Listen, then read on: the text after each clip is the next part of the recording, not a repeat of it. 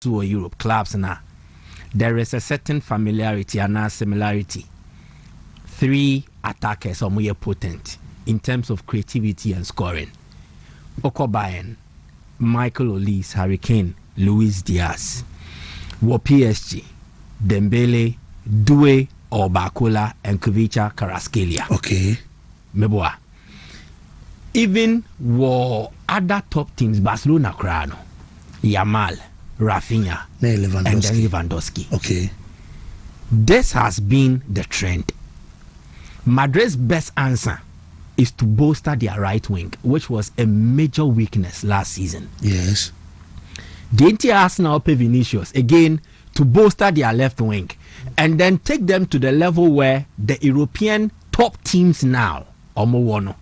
So when Arsenal gets Vini, check, they will have a fantastic trio. Upa Yene Gyökeres or Havertz, Saka and Vini upgrade you a different level. So Odi Vini at the Madrid team anymore. Vini, Diomande, Mbappe. It takes them closer to matching their PSG bear offer and now their Bayern a bear offer. I feel won't say they're in community. So Madrid are making these signings not because they have Barca in their sight. No. The bigger goal is another European period of dominance for them. A Honda Madrid target in the war. Ye shebebia. Omo tesu Europe no more. Honey pesiyako. So I understand the Barcelona fans and what they are saying.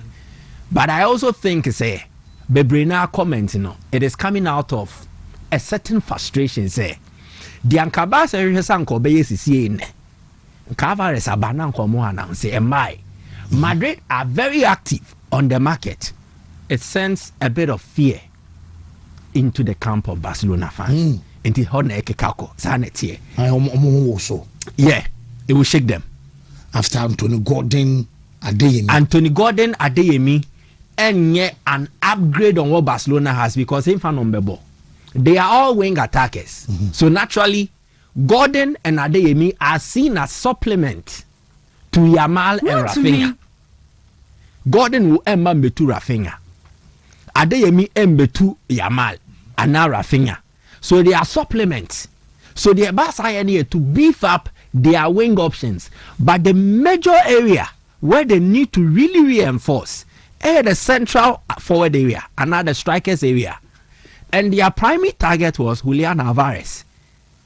Yeka say, any daylight between Barcelona and Atletico Madrid in terms of pursuing the boy. Yeah. Ye nim baby echo. Into the here Barca pa no Montoy. What they have done is an addition to beef up the squad. True. Gordon Adeyemi, they offer versatility. Ometimia from the central area. Ferran Torres will obetimia occupy that role. But ubisa Barca fan be say, there na no more him sankebeya signing no more club nebeya. It would have been Julian. But that transfer hasn't seen the day of light. So that is the issue.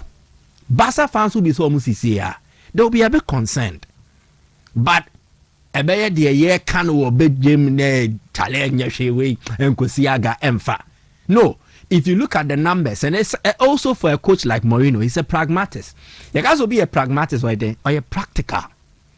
Your coaches are more ideologist, or more idealist. They believe in a certain playing style. Into player never you have to adapt.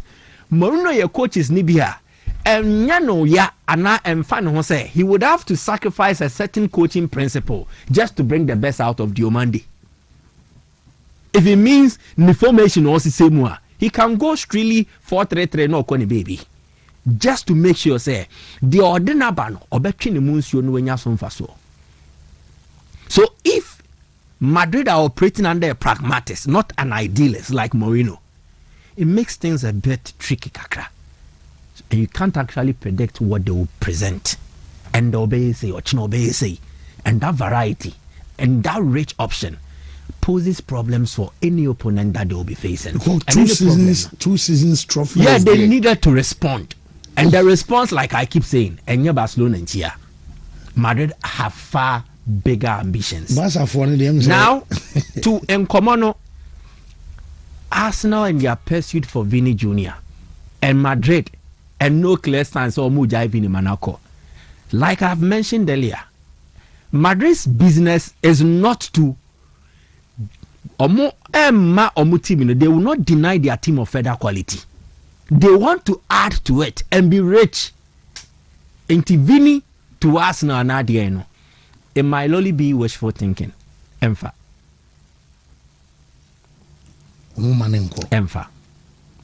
I don't think Madrid will allow Vini leave unless the unforeseen Nisi.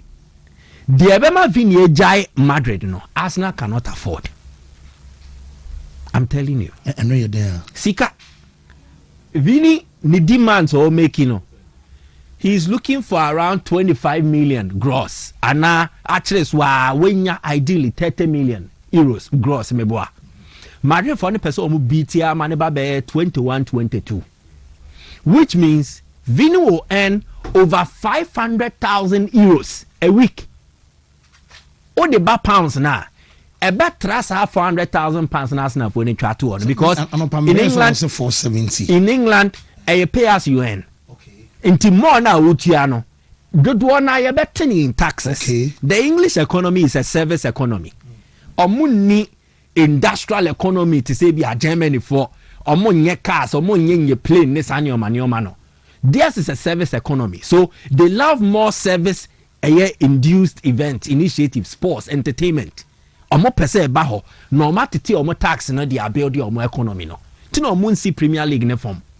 So if Vini is coming to Arsenal, Sika or Babeje, they will need to pay him like over 500,000 pounds to get him closer to Baby Opeso Oko. And that will not only be a financial risk for Arsenal. Yes, obetimutia, but any good accounting principle, Ebek Chao say, oh yes, I did say, oh breaking a certain tradition.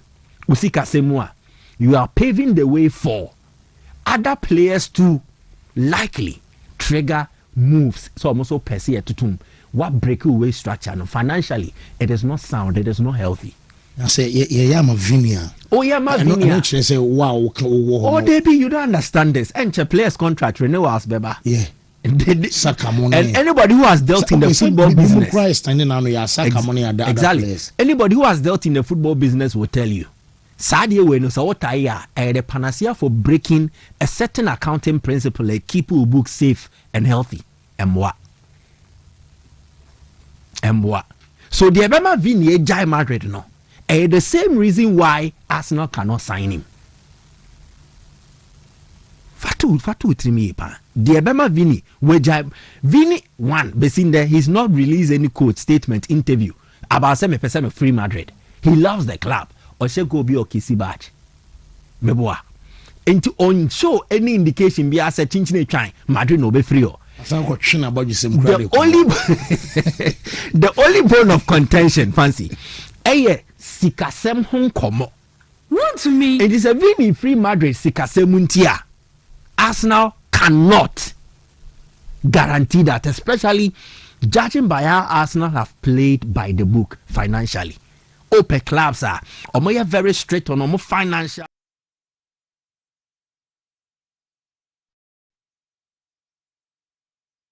Where management are Arsenal can be. And looking at the Premier League and how strict they are recently, or more recent financial limitations or more introduced here. So Accra Madina Zongo Junction or Cancer building Numa and you have Juma Ruta Mr. Ruta Life and a Ruta Sonic a draw 3-in-1. Now Ruta Mr. no Sautimina Wanuma to Untimini and I'm Honamiame Basabasa and pay Adrianis Manu Mintiminio Ninano Yadiano Eba Egusua Eba. Now Unuma Drain say Yin in a few no a Ruta Mr. Ruta Life no Mamocha Edia Fusani. 9 on Saturday Titiritia, and we are what Ruta tonic and so a typhoid, and over Quadroe and Ghana Food and Drugs Board. Ajatuma say, Womama Quine, Amo Bianum Biantinia Bondero, as they amount 0244 485632 Nafe, what the and Comona Finiama Kama, and some Madama Thobotec garages in ye na Kano, a accident can you from on near Bana, Yabesia Channing Tempa, Sunia Sakwa, Tabothex or Beji or Beto. Now what wotua wo ka memfa nkosi garage bia emien ntwa ene jatabo na wo ka no na yentoyo ana wo se bra no ntokra na afi ekọ na wo machine no nya problem a sem bia be se wo ka no air condition ye ho adwuma de ma wo pese spray ana se wo gia boss no ana wo ye ho adwuma ni nyina no your machines a ye de detect na afi ade ene 40 ya ye ho adwuma de ma wo ye ban dwuma enimi ka se wo ye nurse wo ye drive ana se obi a wo ye teacher ni wuntimi mfa ma workshop a ye be ma drivers abefa na afi wo mu adi wo dwuma ensom na de ama wo kwan paso na de wo mu ne se ye wo ene ensase a yeton ana uncompleted buildings so wodia no kra no se ewo ho na obese utwa eno nso no yebeto na fe yetua wo kakra a che se ye mra kwan so na ubenwu ye wonkra ye wo awosi waterworks one ye bo adwuma wo kuma asenso a in between Georgia Hotel ana fe gridco office na kwan na dam na ana ye wa ye bo adwuma 0542275252 na one and the Sabotec garage something for at the Encoma COS SP2 engine oil ye car no ebe nanti ye eto wisie ebe jaya GC was SP2 engine oil ye used to be abusuam obo wa de nanim car masa entutuo ta ha dwen ye pa ni nyina no ha dwen tina ye ka cho say new engine na old one e super petrol ana car no so e diesel ni nyina no e ade se ne obetima use COS SP2 engine oil yi na etimi aboa no na o man mu ba bia obi use na so ya hwe Ghana wadai ane ade aye ye number 0540424386 na fe wedding common natural company limited ya na pro slav capsules aba bema prostate no on so tajun so be bransa na ade ase ade achi anadwi be 10 times so sorry obie pono o ha dwom ye na o ha dwen sa ni nyina na prostate na ma wo na no wada bi ha dwen ye numadwe na ensa ya de enso mante said the rubber ebeto bemem ye wo true man capsules bema be so ye bemem mu de wo de e true man ko pharmacy kasa me true man ya mama bi na afwa ko yusu ana afi Congo ointment wona mani nsani nyina be hye no afi ama Congo ointment ni nyina wa adwuma so 0249017101 na wodi enkomo me dima for doctor time that so doctor ni na ono de obomra ni mienu ebo left esa right no ma mre mfa ni so ni nyina no e adwuma dia odi wona so stroke ana se ne ye kan say waist pain sie and ya obu onso a na no problem awo no ebe mfe bebre ni awo ma wade na nso no mu na da be na wo na chese bebre ofie wa ni nyina ne se doctor samomra no mo maduro obekire mo setarsi amu be yi a edem ntafo kra be sa ba ede amamu abuako agogo ana doctor wo school junction akra poko asemayera 0244774282 na wadi nkomo poly tank na poly tank de wa wadi tu ase kroma enom ana obi ayusu efie mu wo mo ye project wo mo contractors amoye adwuma mo stone so di adwuma de am say mo amonim say no ana Ghana for ekutamu a since 1992 ana poly tank ye start adidi adwuma ntano a ana pese ye project bi o fie na afi o be say per reservoir a wo be stone so a eno ane poly tank no ana wisu a wo betuma yisu no fie bebre na problem bia enso emma o poly tank o madaruma enano pay Lawson beverages o madaruma na doctor say no de omnie bema untimi mpawa umpam enche eno nti no de delay man aba oya wodia na untimi delay a cheni ye mema no 5 minutes ni ade no mo boka gupa ni nyina ne se adwuma ne de oba boni ye na agi udi eno ana delay man enso aye de man to premature ejaculation ana afi eba ne se ne erectile dysfunction ni nyina hili enso mwadima delay man capsules no yo ba kwa fichire aya wonso ya water ate ni nyina no onu maduro no na se boost libido edema we no 2-in-1 0248619999 na phone doctor edim enkomo Kojak farmer wonu madaromo Kojak Chaco toothpaste ese ye betwia ye no meda ne ese be pa fita nkoda no enkra titru de ne hie o akoda ne fifisina wanhwe so ye akra ne se no ebetimi aginsamu ye pa ni nyina no ane ye kase Kojak ya na ese wusu na ebuampanimfo so de wo muntano pa awia nwumra ye betwia se Kojak ya ane we sukwaja pro code utia oya ana afebu wa na papu bi awa bi anasem bi a kata bi ache oni nyina no ade se unya pro code bi a nioma ekoso nyina no eno so bejai 0244559597 pharmacy ana afe supermarket ana enduma di anase nre enso bi ewo na di omni sa 3p garlic mixture eno de se utia no pe na stroke achi obi na unim no se ha adwen obeso oboa na to adro bi ema no onom no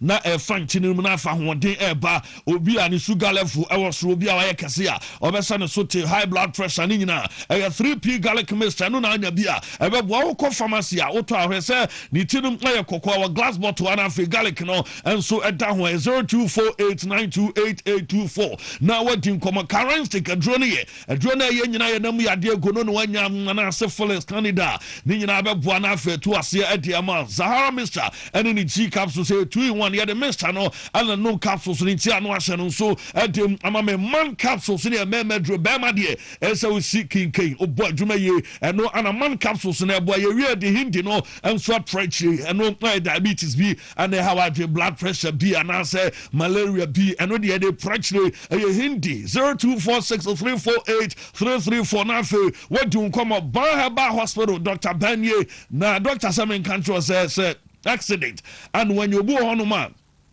na watiato kra ana ne nei emu obu ana ne nsa na wo ho na ne nsa ye de nama ye ntimentwe ense manisi so eno ate zen kase no ye wo mu omunim kase twi ho a wono no se de achi akobi obetimi ato ade no enso ade ama no ana doctor asua ho ade a wono enso awe dare mu anu ntia fe no bone specialist enti obodo wani be kire ho na enu akire no wase obi a etwere ade haw ana se HIV ana diabetes ade ni nyina no ondro a wode say dia bi dro crunching and doctor you so abu kwa agogo away aye atonsu agogo ye behind agogo hospital and afakra your Sprinters Road 18 junction your number is 0244988004 now you din come ama Ghana emo no papa ama Ghana rice na mu we dia no anagio and obezo bom bi ofie mza bema wapon akwadwuma wafri adwuma makofie na o pebi asiso a quick one emo no champa na we ya nwamu na se BNE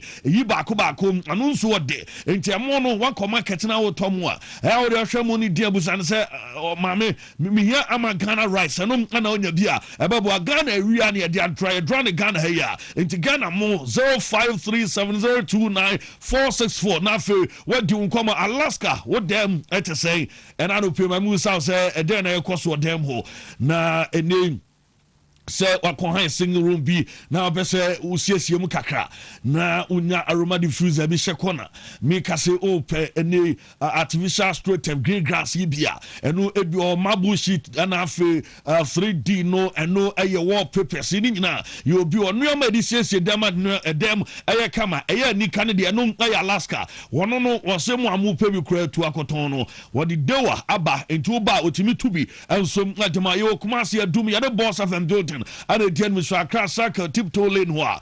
0554-114-878 na fe wadi enkoma ye kwamono ne nano pe power specialist heba hospital yama me doctor akoso aduaya na dama na wasemi kanto sa no pe hepatitis ade fatty liver fibroid na dawe mu afuno ya na ye kese wase broba mu adurama na ne onfase kan enka wo kidney ana fe problem bia liver fm bia no wasebra na omwa nti eno na me ma me da sonko eno ma me doctor akoso aduaya ye adwuma kumase fe ya sebosom chekwa no so aduaya junction Accra kwa benya ACP road ana fe mu a mu takrade anaji estate so ye bo adwuma 0244-544-422 na one ye ma me doctor akoso aduaya adi enkomo fancy wow na the woman say say I'm about 36 minutes Western Sydney for na Chelsea 2-1 ti first half omuguso bo wow anti rest the besi akọ sabe catch us o ja for there I toss and home was check so we wo ye wa chiro ya sempe Be ma tingram muze pa ehu ahye na ma memra muze have food no so I say omo first game ni yeah me sure say bi alo ubi ne kai omo be ko ni e dey also count oh yeah Dabi I don't mean that is how. Ada. Well, share Amazon food now. The question of the day. And Mama Catcher said, Dre, would carry enough so when I'm cracking carpet me to be a stra. A bit jay, so trillion free. Mama, Juma, Papa Salon, nominate as a more manner, more pretty, a yes salon, Ninano, Yamonje, Amazu, hair food, no, a b, and no. And a bebua fee, a man your man's wife, and Bema Tino, a befu, a bem remember, come on, Numa, Emu Boo, Tino, and yet in Amazu have food, and yena, I will just so or no, and I say, question of the day, yen from Rona, yes, say, and you be Spain, almost quad way, El Quajanano, ya World Cup, no. What do you know, El compared 2010, 16 years ago, Omo Quacha World Cup, I was Saravicana. Squad way now we have 48 Ferran Torres actually the only goal no Chelsea are taking 2-2 Dario Sugo player bang and afu say all the 2026 squad dinimo obetimi awura aye 2010 Spain wo squad dinimo omo aye Rodri omo Mikel Merino Ferran Torres Lamine Yamal Omo Nico Williams nom ewo Chese Laporte nom ewo Pau Kubasi San squad when beje World Cup ne nanu ya no player Ben afu say wono ebetimi awura aye 2010 Spain squad ni mo couple. Well, Argentino Ebini Abdul Malik said none of them fancy, and Abdul Malik de Abba Ewa say Pedro Madina say Kuku for Cap de Vea, and no a Dwadiaba Lami Yaman for Iniesta, and no a message or no, and so a Diaba way Daniel 80 say Lami Yaman bench Pedro, and no a Dene, or also a de Abba, when so a Baba Sana say Kuku, ebe bench Cap de Vea, and no a Dwadiaba Abdul Salam, and so Said H say only Kuku. And also natural day amaye away abate Emmanuel say fancy no one and no aye do no so natural when so aye Dumboya or Tressa Rodri ebe benche and a Busquets and no aye dene was abba when so Tressa we friend yaw upon in Tiamwa was a Marco Senna was the number 6, not Busquets, okay, and also that I think she'll be over what El Hassim and no David Aduhine. I was saying never, Esikra, and no air no so message, and no or Kwasi man was a Kubasi, okay, and no air don't so about so be changey, Jira Piki, Elho, and no so natural the Atrachia, Yadon some and so a deba, way a year, Lama say absolutely none, and no air. Also a day abba elha. Also one and a midfield no. Was he Marcus Senna Spain 2010 final World Cup Anayeka. Anna Marcus Senna and a Anna Mena Migramike. It was Marcus Senna was the number 6, no Busquets. I don't go check. Go checking him, right? And one midfielder Xabi Alonso, Xavi Hernandez, Sergio Busquets. Yeah. Attacking trio Pedro Rodriguez, Andres Iniesta, David Villa. Yeah. Marcus Senna do bo Spain be. Ba World Cup 2010 no. Yeah. Na Barca for na Suja Barca nkoda na Diabo. Yes. Chama. Information here. Sharak check your WhatsApp remember why quick and the whole be a home bamfa so. Unim said no so bet no omudio. Move mude. Fa mude 5.4. Wow. Okay. Ne bad. Yani say we be nya kakra wachi. 5 kra now the kakra to achira we winner. And bad kra. Nti and so you be drop it. 5 horse. Unya 5 horse de wa de nya hospital. No, mama fa aye winning so BW65 BW65 0D9 DE5 BW65 0DA 469 BW65 0DD 009 BW65 0DD 318 BW65 0DD 64B64B T and one no. Yes.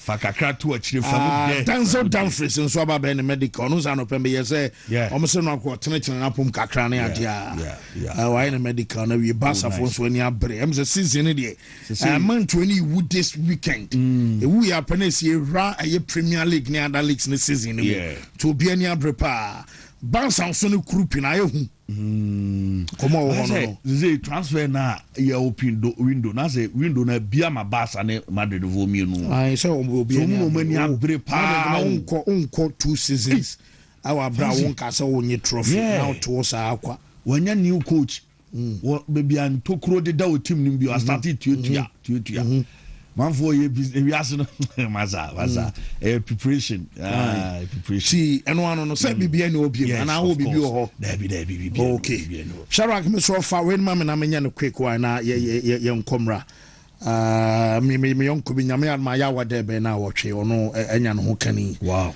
onzo wo kan wow that's nice well we honorable honorable Daniel wedding person honorable Daniel Aka aka Public honorable Concord and no one and a wife Viviana J and omaware baso e wona chemi hotel nyame yarma 6 of next month next week Thursday nti ochenechi na wotwe ana chese wedding no baso na chemi hotel no abonyame nton superngu so na fei oma mo junior no enye kama person say Bible cracker say he who finds a wife na say wanya depa ti honorable ya ba tachi na chemi hotel ya wada be na wotwe ana program no enso emekoso yes 1 o'clock awia we know dogu machine ana de ba nya nkwada wedding no ba be no kesifo pa nti oh nice nice so ya wada correct me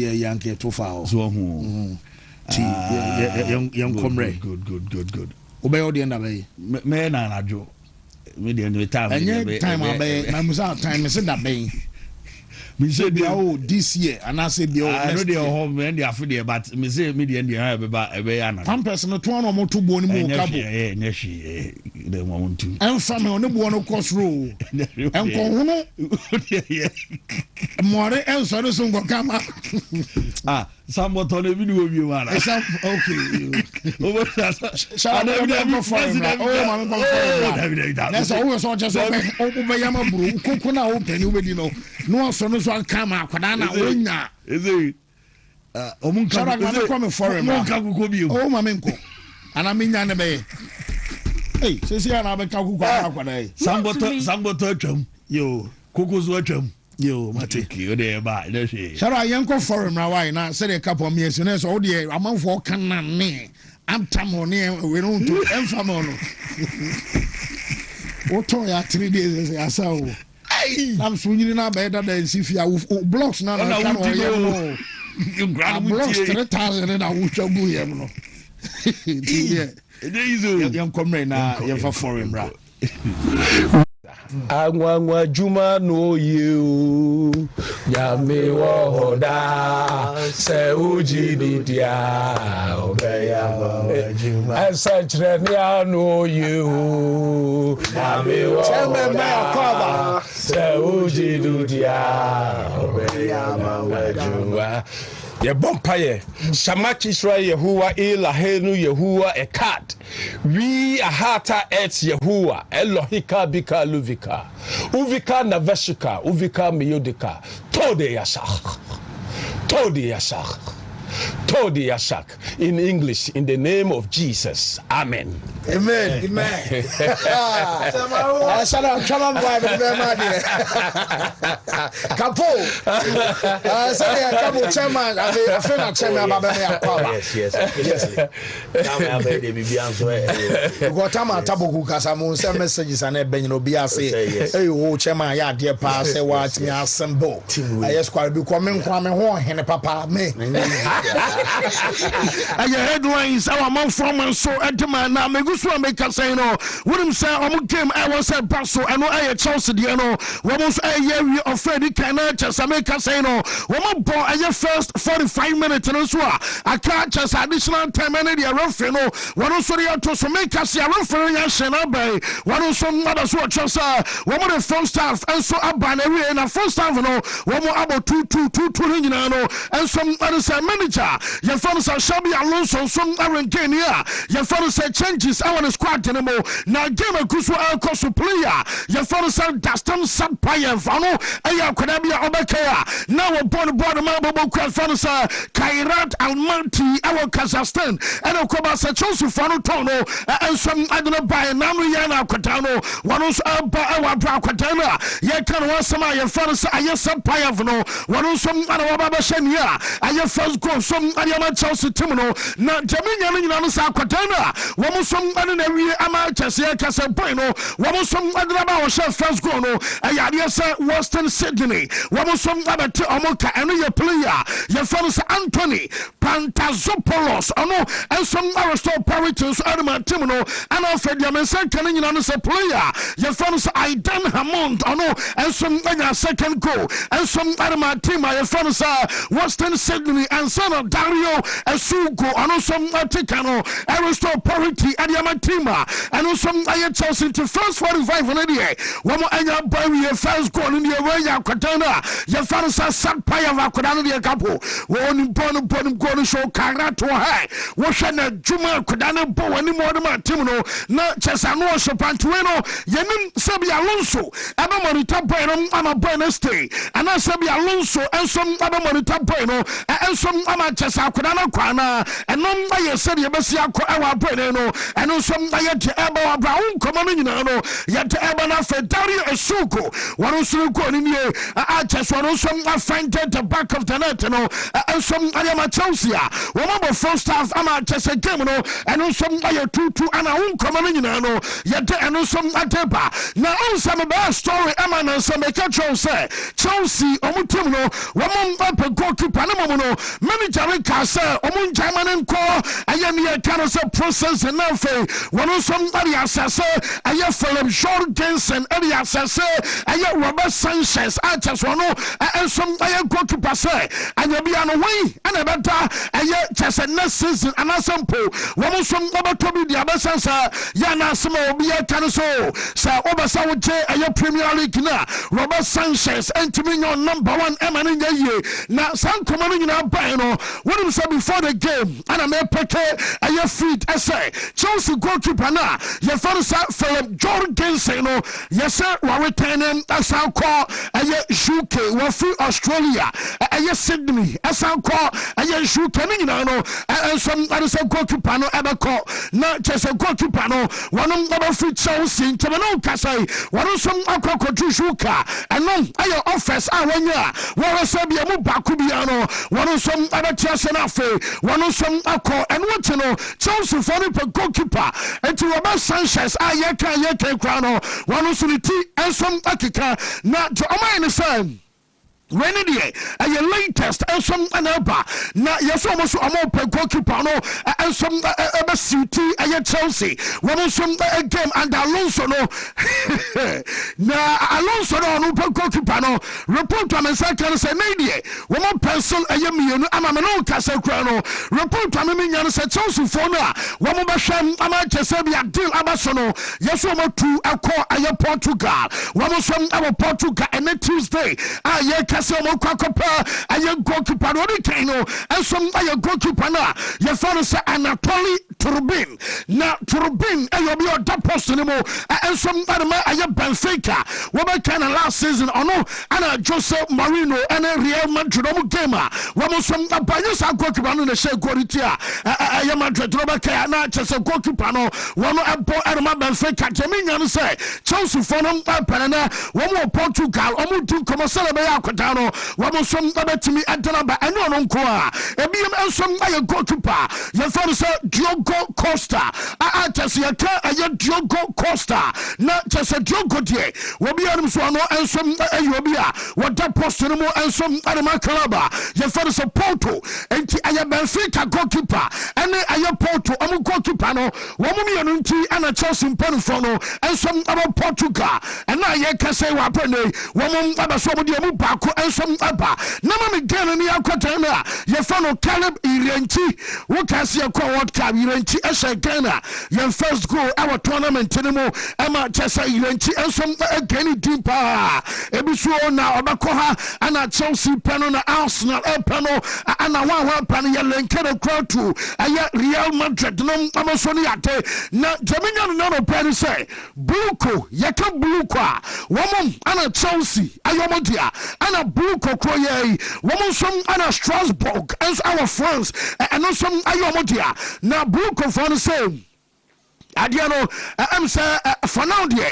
Woman, your mother say, I'm in Nottingham, Equatin Como, Serbia, Irenti, woman was from Denaba, Serbia, I Strasbourg, and I say, Chelsea, woman in Colombia to some report to now, a deacon Bassa Cotano, woman some other funnel, Antona Conino, Lucro Bian Sunim, Asam now, Bonnie and Coma, and now Pano, so Barbara Sansamino, yet the Abanano Pano, Sir Unya time, Emonitarian Jumedia, Wabana Becasa one, a player.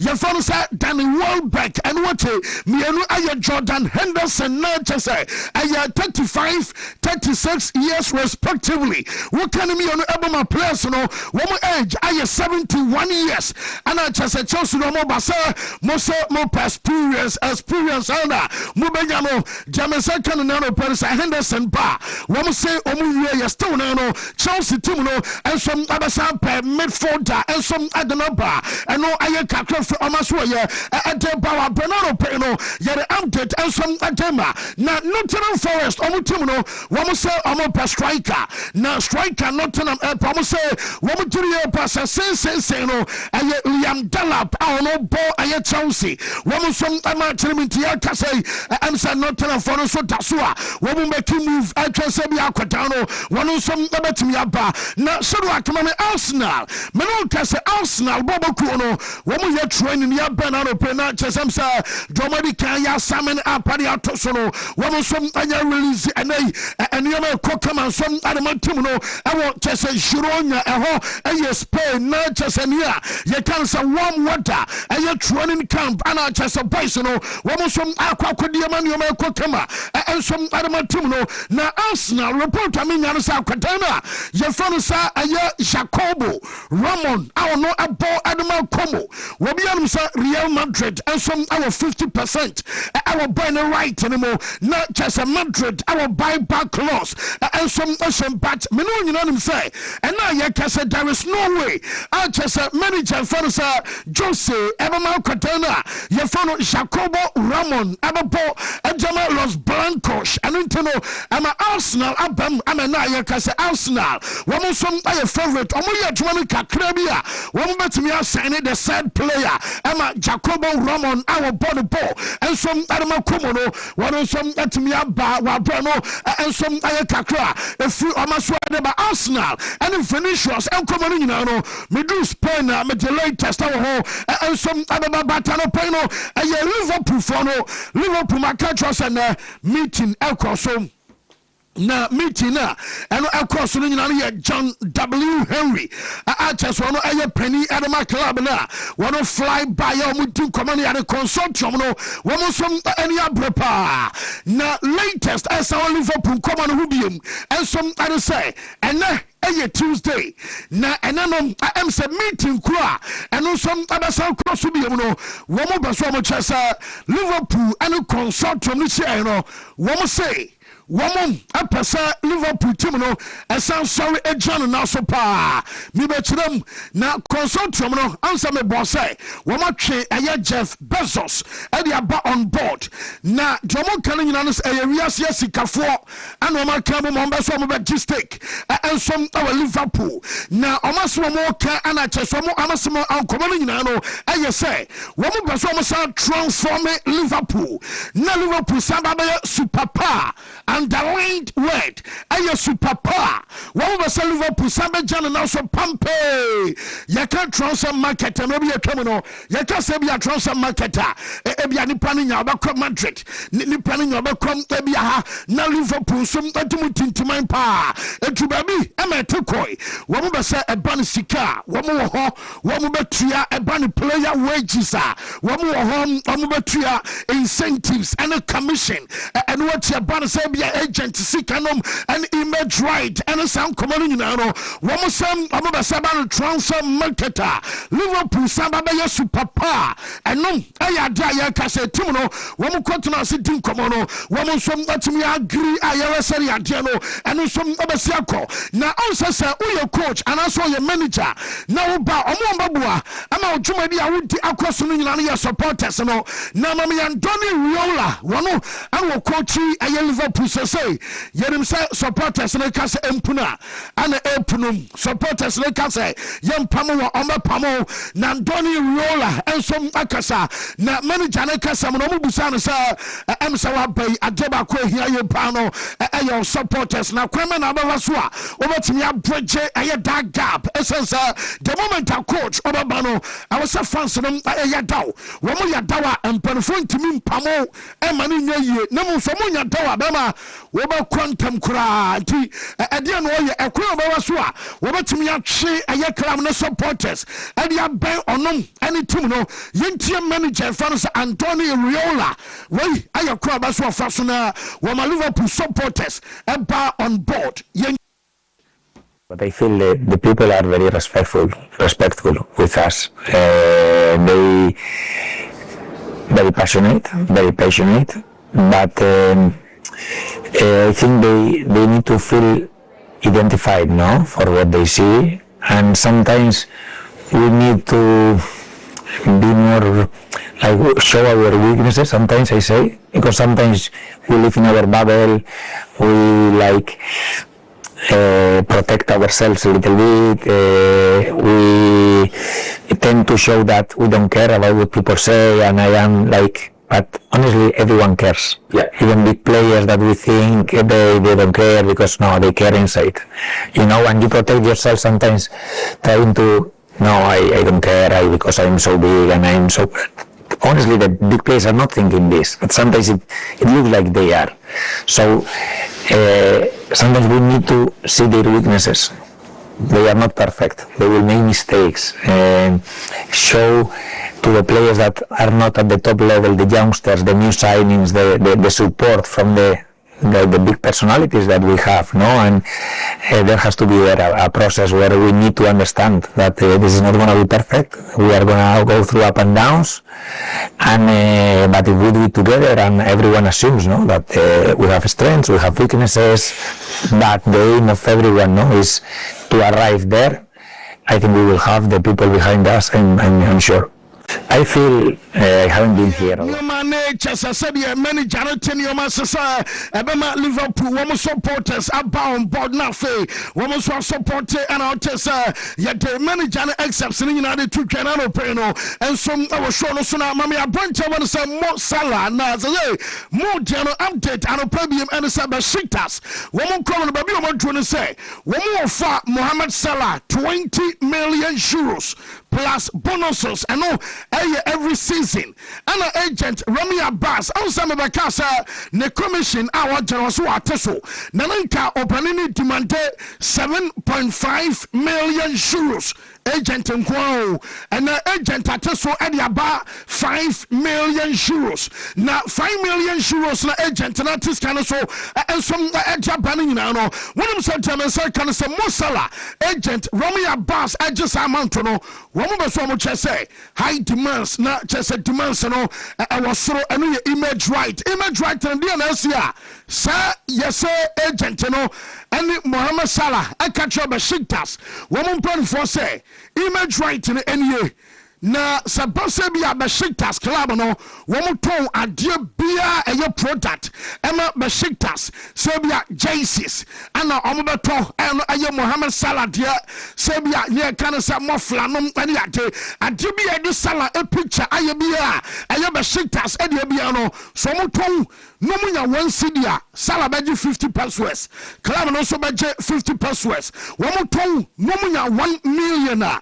Salah beje half a million na club no so kita half a million eno aya club ne dia omo ton e wo kromo na mom se ko eye Mohamed Salah e krom eye Egypt na ne ade bi omo ne Salah ni ma ya club no se na tadea se bia ne mpaboa na ne bibi no mo ton na Salah picture ene ye dia ye nkwade a ene mfaso na ebeba chire no onsa club ne boka no mo yeye ene bi omo dia ko Egypt ana omo ton ene se omo ton wie na omo boka 5 Ghana na mfaso ba ya aye 20 Ghana mfaso ni nyina ye Mohamed Salah dia because ni krom ana mo beton no na so wuti ma na ne waje mfaso ni nyina gu beton na de mo kire de wuti sa club na na onu ambe so be ko na eno ya ja wati man the club ne de wo be cham 50-50 na mo ya beton ni ma no wo krom Egypt wo na omo ti omo koma bo mfaso ni nyina no aye Mohamed Salah ensom adia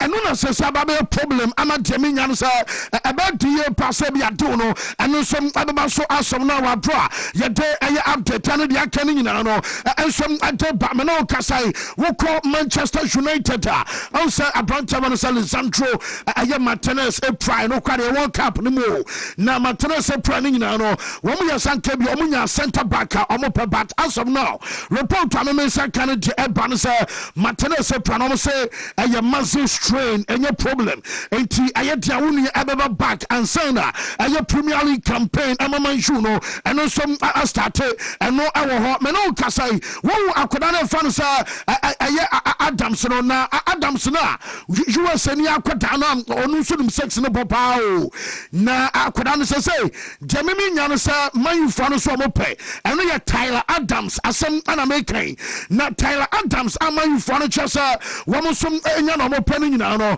am sana yese boy no so nya man yu na wono som ababo ama chesa Tyler eyo bi aman yu no am so abo ba won te hu jaya kwara no bon mo fa koda 6 opia e de show on some any ade amena Tyler Adams ababe obi Manchester for no womo som any abuye pass player no womo som ebe so mo tene ba na shiro fami ko St George's Park ana Barcelona womo da so your training ana paya me guso me kasai na Barca for da so training na Barca for training goalkeeper we eya akwata na omo say we the next Victor Valdez and some other Barcelona you follow Iker Rodriguez in Tobias Teste Gane kwa one ebetimi aso so I third choice because yes we did a pass said Valdez ebe da post no mo edema Barcelona maybe a twem no wo mo did sa kwata no Iker Rodriguez ebe ye same and some amatim no na Barca na so troni anopai and some dancer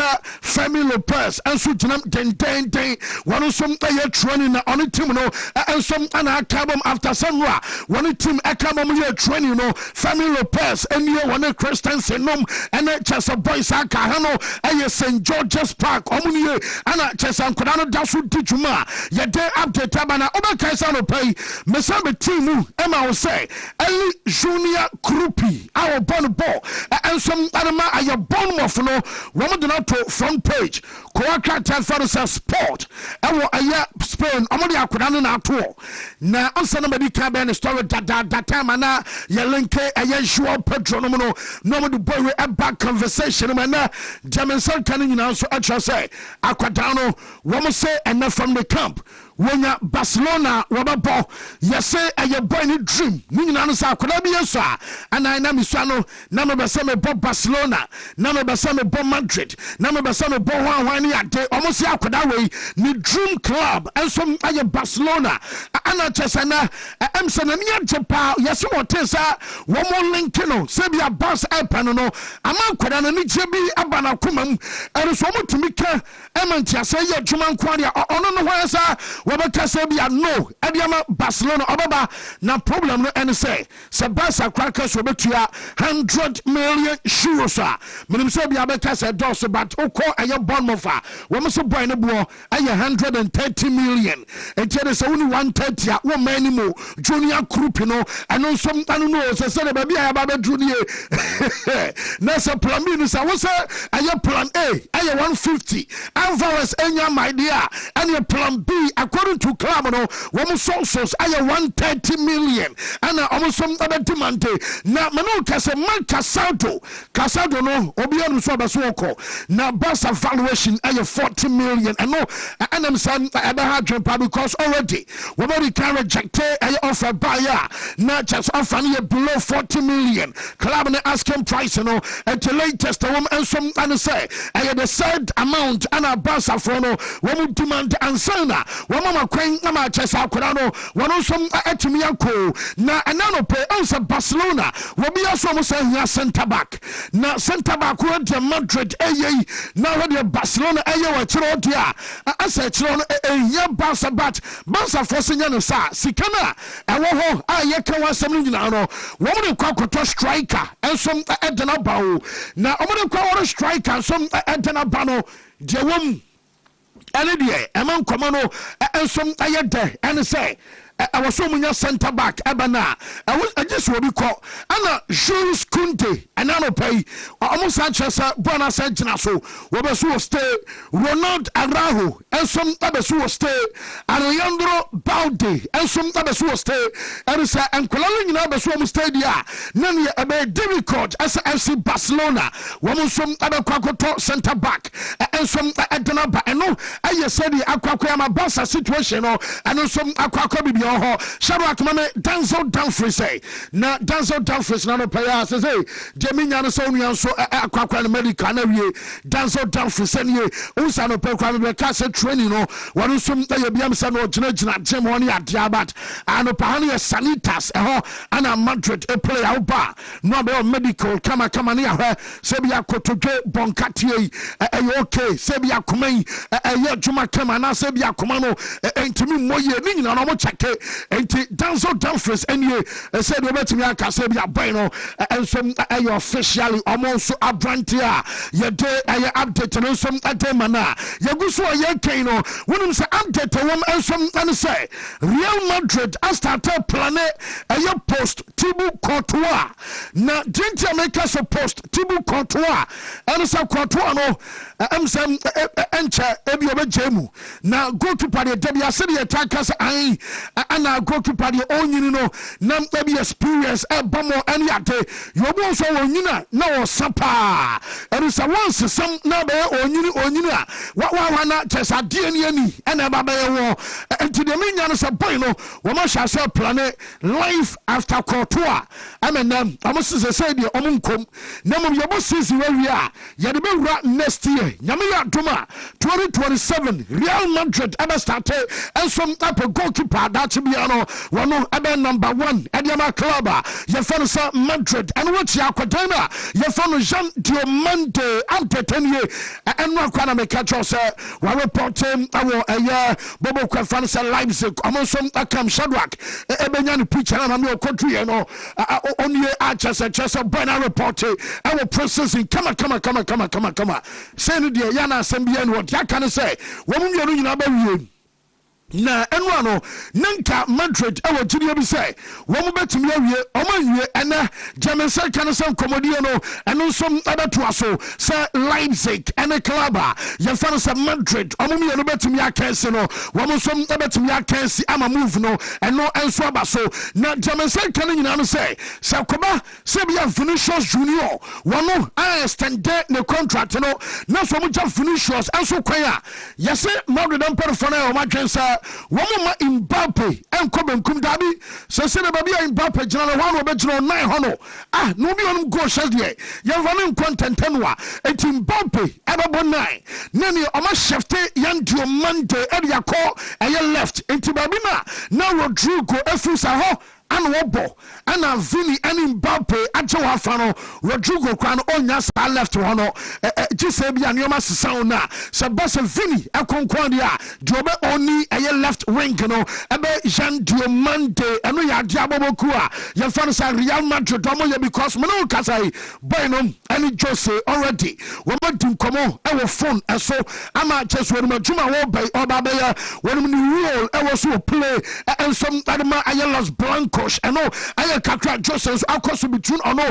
ɛnsom ɛde boy no na Gonzalo Garcia no deɛ anka wohwɛ mu paa Jose nhyɛda nyadane girigiri saa batɛnɛ wɔne striker bi yɛnti woka sɛ wogyae ama Gonzalo Garcia nso akɔ a ɛbɛyɛ problem ɛnti deɛ mensa ka no sɛ kɔba sɛ bia ɔmo bɛtumi ade striker abadeɛ a Jose no ɔpɛ traditional number 9 te sɛ Drogba mu deɛ no bi aha neɛ wɔsi ntaweɛ pa hoɔden muli wɔgyegye daw so a wodefɛ na wokɔ fam anie na ne momɛfa Delap to Madrid and I'm Mompɛ sɛ no mo profile no deɛ traditional number 9 ɛsɛ deɛ bia ne Delap mu ana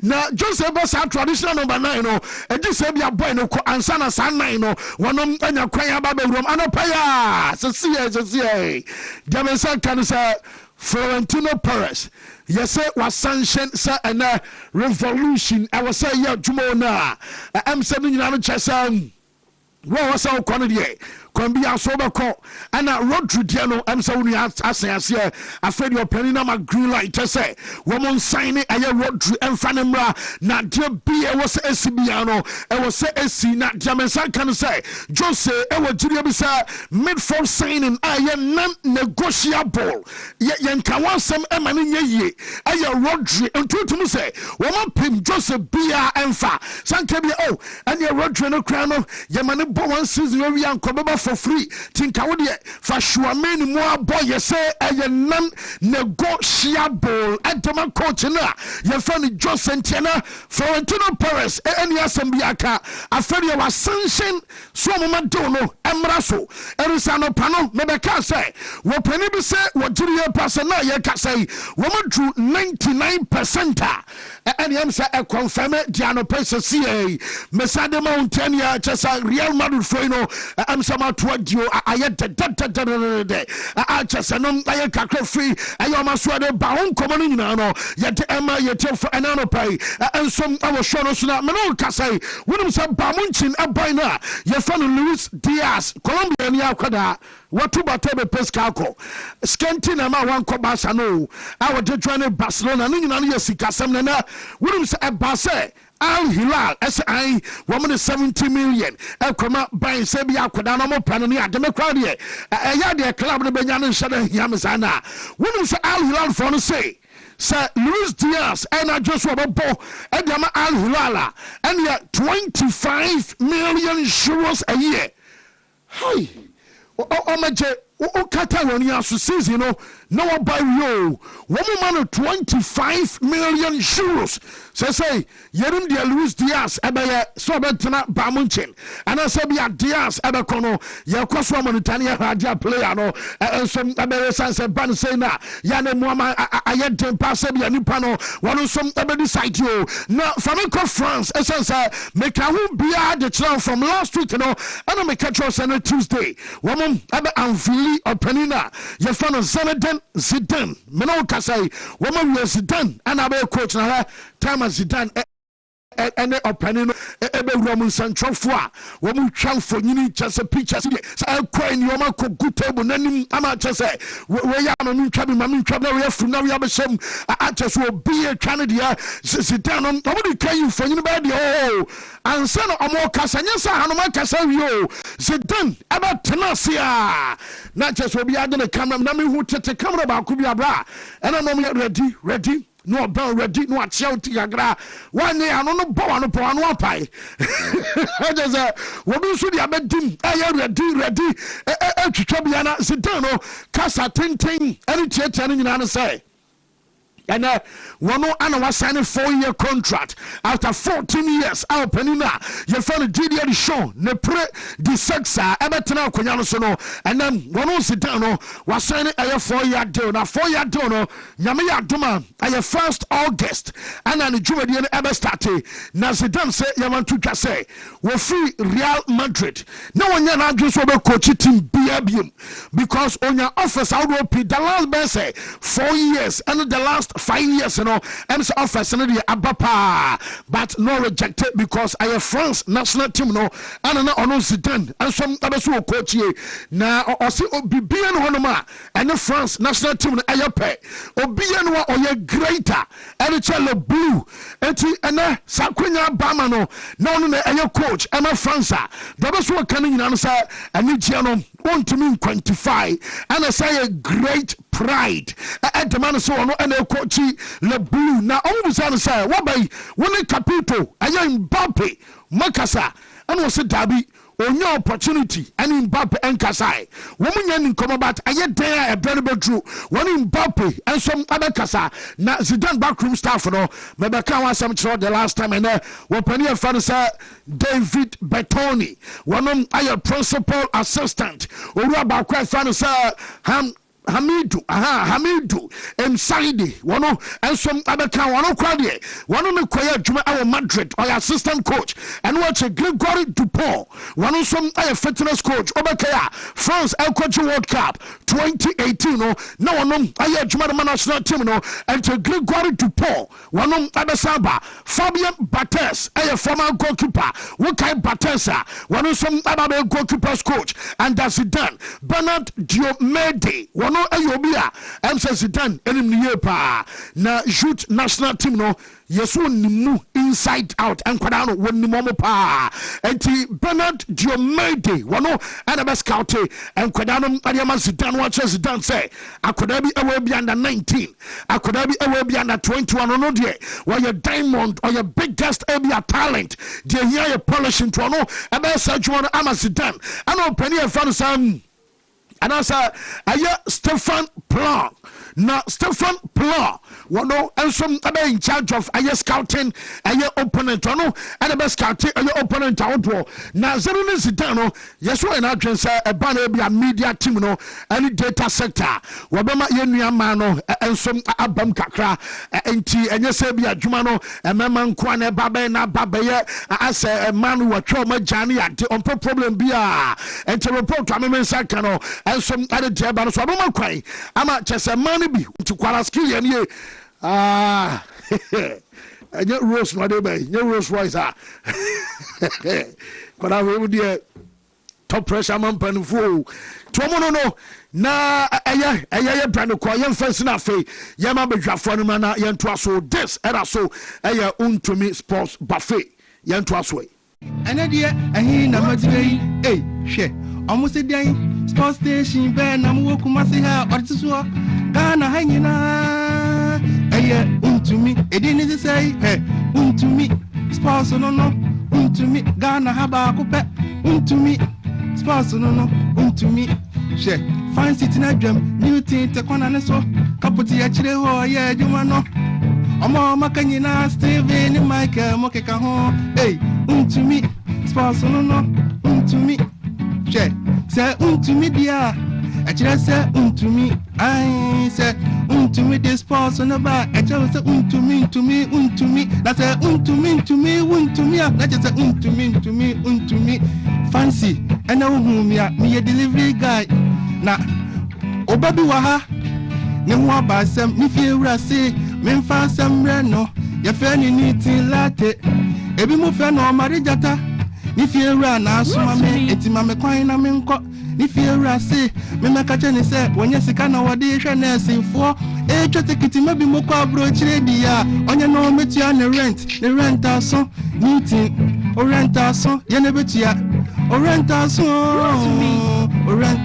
enunti na na muhumi Wontumi sports to say me ba na mabeka tia nitin say odizika na gwagotia oba tekita kwa brochire enti fancy kachira wobanize wamamodi na wonkotia ni fiera rent no na nyesa ye betu no na se yetu no dia Wontumi ntina danim Joe Kuntani numero 1 kumbi ene de ahin na madiwe hwe almost a day sports station ben na mo kuma se ha na boy is in busa no question is it almost a 3-2 oh that oh okay oh is just a preseason bold have you cried the same with him kwala and just a preseason they say yenye trophy say around the rest to me but a John de ho yes start season na baba ye na bia say we try so me third midfielder na ye dey ba no Diemfa mometo enjoy there be say we try so story at better for lecture Sundays third midfielder no ai say wo story na ye twai ba bia tabu tuku bi a twai story say oh anya bad cry okay anya bad cry na John Cena God this but so Tyler Adams anya bad oh yeah this is a muda hunti Tyler Adams oni bobo wo mummy nkwa na nem say ye wayi we ni munti na ya we ja we chudi wo ya me ya the phone mo makwa ba la it's interesting to know say there's a lot of things that I have SC World Football within the last 24 hours are more interesting. Pabako have to do with the French national team or villain of Zinedine Zidane. So I'm a fair humanity. Then in the transfer market, you better 1 or 2 stories be a page at the bar. Said you okay, so I can't tell me for that Tyler Adams and Conway. Na my bani ye di hun komoye. Yeah, I think say a Jumana Zinedine Zidane about be foul Real Madrid. French national team them no. The near ye de be hwe no e be different perspective as compared to Sanko coach Real Madrid. Na adwuma we say no so expectations no so e wo soro. E chance say the na bi obefa Real Madrid mu teams ni bi otimi dey achieve bibi. Yes. The reason why a lot of people don't talk about Zinedine Zidane's second stint or Real Madrid needs because when Timmy meet I didn't know the first season in the Real Madrid the first time no buy no. Definitely when you raise certain standards now what achieve beneath it it is very difficult for supporters to remember what you came to do in your second period, especially Abra when Timmy meet his standard no. Okay. In team command and number around in here says Zinedine Zidane so yes through a Juma YBC. As what them be as be man a Juma so on as a Juma on pay as obey as on yet. It now no one and tone or more villain no. What can I say? They are told say not all train the French national team job no. Yeah. It's in a clubs are who do in our buy in our predatory. These are strong words. These are strong words. They are told to me you know. Or say no her French national team as a fan. At the same time, not also the planning for future project. Now, I don't know did the songs about the tour for the French national team. And my expectation around the national team moves to a different level because about Euros final, about Euro semis, or the Nations League, or the World Cup. But final of the World Cup, but semi-final of the World Cup. Meaning say, the dynamics of the French national team in terms of their expectation and the Didier Deschamps, SSA Bebre. After 1998, there were huge expectations for the French national team in 2002. Prior to 2002, there was Euro 2000. I want to meet the expectation in Euro 2000. Then 2002, I will be free in the group stage. Then 2006, I will close the gap and I will toss the top. Then I can't know because no one says some generation will fade. So what's up for me back? Then Ecuador 2014 World Cup and go see aga gidi. 2010 World Cup on Bayaka Krebi and go see aga gidi. Then quickly 2018 a shooting straight. I shall say for 2016 Euros no. Dimitri Payet mo squad no nisi soku mo. And a dane e kopie mo 2022 2018 is akọ 2022. So everything the French national team has achieved under Didier Deschamps, yow, and Medjumani in terms of expectation, the Zinedine Zidane. Among force who Didier said this is the best generation of French national team senior. And yeah, for the main national team, French national teams, from junior side to senior side. Because we more musu so munya opportunity to climb the ball, the senior national team. I'll be very glad and happy to see Zinedine Zidane survive. Now, what Timmy the achieve the results he wants by our edumaneding. Now it's all about managing and getting the best out of some of these young players who have achieved under Didier Deschamps. Kylian Mbappe, they also have already Didier Deschamps. Now the first person will need to find a way say ubetimi enyano on your side in the team. Kylian Mbappe. Because Didier Deschamps on the Kylian Mbappe be a national team name. On one share ehunu no kwan fa so etete no. On one making sure say in the national team the Kylian Mbappe be drum pempe so akakuduru. So he saw the beginning of Kylian Mbappe in the national team. He helped develop Kylian Mbappe in the national team. And Kylian Mbappe became a superstar. It will be first person also to be pleasing on your one. You need to find a way to let him understand you and love you. Because on Kylian Mbappe as a stance in the national team, you hear me say Euros ne pen or Jekan one who win a dream of person. Wontumi, and then they or retire CCA as a French national team player. There is nothing to worry about. It is done with Jumaye. Then the new generation of Maba team, what's in the the real test in the because Euro 2028 ball, and your World Cup 2030, and it's also Nations League ball. I'm sure the French national team will be eager to win the Euros because in Pepe or Mubejino Monasuni, Muntiminji the Euros, and I did the Deschamps. Omujino Monasuni, Muntiminji the Euros. Or must one trophy or must struggle to win it. Or must struggle It's 2028. There is a lot of pressure on Zinedine Zidane to come into the job and achieve. Yo, in the transfer market, in Sunny B Dane, let me say Chelsea in common in the Wumpa, Danny Warbeck, Jordan Henderson. Now the conversation is all about Omanyini. Ana we mu do omanyini na ade omoba ana omanyini na omo nya de na ade omoba yaw me hwe video bi of Morgan Rogers ni Jude Bellingham no mu di Jordan Henderson ho nkomo. Now the conversation no mu di fa Jordan Henderson ho ni nyina agina say ewo England national team camp no o United team no Olivier by example in terms of the attitude even in training and we're very funny. Okay. Leadership ni achichi mu akuokuo. Yaw. Your leadership by armband. Mimi sana mejitum. Your leadership by charisma. Sana mejitum. Ami asaso leadership by attitude.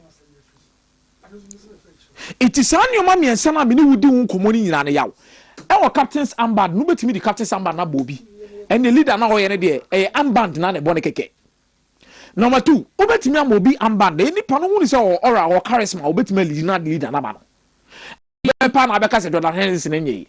Does it need Chelsea to play the English national team? I ask not Benjo. Meboa. Or Bobby ne, no Bobby China, no Copra. He doesn't need Chelsea to play in the English national team. So if you see the idea behind transfers, you stop worrying about a lot of things. I think for Jordan Henderson in particular, I'm not for a year and a serious, but way is smart signing. Say Chelsea, yes, I do. A proper smart signing. Okay. Let nobody kid you. This guy offers more than the original park in the Swabebo. Obe offer more than that. Now in the Chelsea dressing room, your colleague say why resumes Meboa. He might have won it. Obo captain Sambad. But me who resumes a nimpa who's a captain Samba Chelsea pa resumes a captain. No Enzo Fernandez or no struggle with English. Okay, English is on count. Okay, but how obesity are training say we can referee ni bi kura woni say bia no didi o matem. But this is a guy that will come into that dressing room, demand standards. To me. Demand standards. Jude Bellingham so mo kobo friendly match bi omo manya am say World Cup kobo on say team nim 2 omo starting omo manya bi ambo no. No so omo kobo game bi na ohwe apa way attitude na o de bobo na. Also training a hu na say born on never started. These are the kind of people you need in the dressing room. And I'm saying some crazy wo team ni mu a ono timi free 2 players. The omo tenase no akasa chomo including team mpanyimfo na omo di team na chi di omo call World Cup no. So omo finding it difficult to solve problems between some players omo frɛ no. Now, he's your ultimate piece of the puzzle to help stabilize dressing room. Very good. Shadrack na me sha wakofa video na ba. Okay. Yentie kakra bi yaw on Jordan Henderson. Because people doubted his pick, innit? But it's like, I can see how important he is. You don't have a clue what you know from being here for what, 1 week, 2 weeks, how important is this? We said this the other day, if people did a blind ranking of people they'd want at the camp beforehand, he'd be in everyone's top 5. So tell me something about him that the viewers wouldn't know. So funny. Funniest guy. Funniest guy at this camp. Yeah. And he gets everyone laughing, he gets everyone together. If there's ever an issue that you maybe think, I'm 22 or 23, maybe it's a bit too much for me to go and address, he'll do it for you. He'll if there's a problem between 2 people, he'll bring them together. He's that kind of person where even the staff will go to him to sort out issues. He's got no ego when it comes to supporting the team. And yes, he was Champions League winning captain, Premier League winning captain. He's doing the sets for the finishes yesterday. Yeah. He doesn't have to be a humble guy. Yeah, stuff like that. He doesn't have to do that. He doesn't have to be that humble, you know. And this is what Jordan Henderson brings to the team. Okay. So I think Chelsea going in for him signify one thing, say they need leadership in that dressing room. Now, if they should attack somebody like Danny Welbeck last season shared 13 goals here, 1 assist. Despite the age, he has something to offer Chelsea. Then I was looking through it, and I believe he's a player that could fit into different versions of what Xabi Alonso wants to set his team for. In a 3-4-2-1, in a 4-2-3-1, in a 4-4-2, he fits the bill. But what again? As a leader, he has also seen it all. He comes into the team. It's not like Chelsea name could have. Say can could have there so many my squad lim or more Ja Pedro more or more Dilap more Homeboa or more Quenda Munina with team or more Bino Gettings Munina with team. These are young quality talent. Potential. These people, when we are the icing on the cake, they need them for the dressing room. And I think men obi from the age aspect ni bibia me ni nipa kro na chinie de na mum there is more to look beyond the age of these players, and that's what happens in the dressing room. Whoa. Meza me da say mama mbra eye mic na mic brem Baba Mahama akoda nyame Wontumi. Oh, father, when you let us. Debbie will be father when him. Oh, yeah, master. What's that there? Let Debbie will be father when him. First of all, you know, Fancy Yansham Commander say, nah, they are coming here simple. You see, I'm going to be Alex Ferguson be. Once I had no more course sessions for Harvard Business School. Ferguson had a certain 3-way model. Our first of the building a squad. 1. Building a squad through the youth setup of the team, because squad they must be a representation of the club. And through the youth setup, players almost 5 youth academy through the various youth setups in him. What they portray is their club need the best example to give here will be the Dutch clubs like AS Amsterdam, PSV Eindhoven, and now even Barcelona. Player for Barcelona Academy ni mua. Ya wanyome be a dance one who ampawe Barcelona kwada. Ferguson says one of the 3 models he looks at. 2, player the quality bar irrespective of age.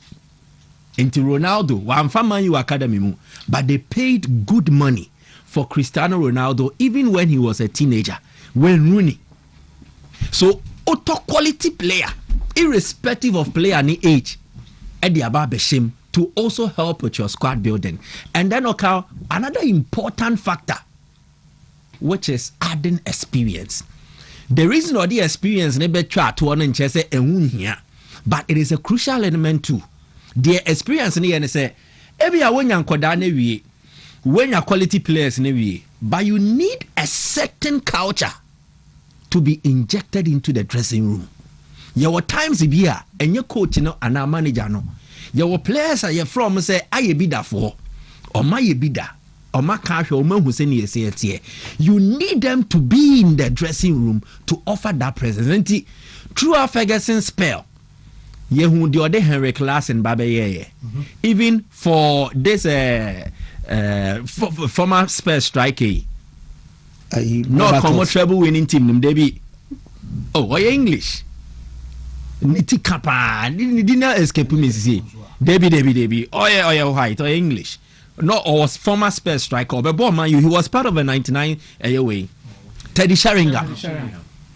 So clearly, that is how Ferguson building the teams. Cantona pluck him from Leeds United experience, but can go down and mold them. That is how team building.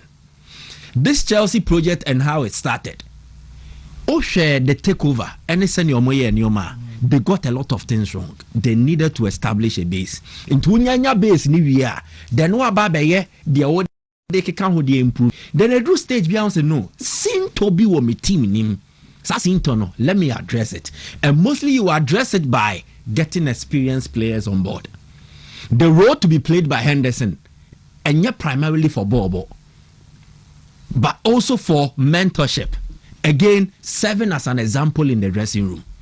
Chelsea leadership, Reece James nie, Enzo Fernandez nie, Caicedo nie.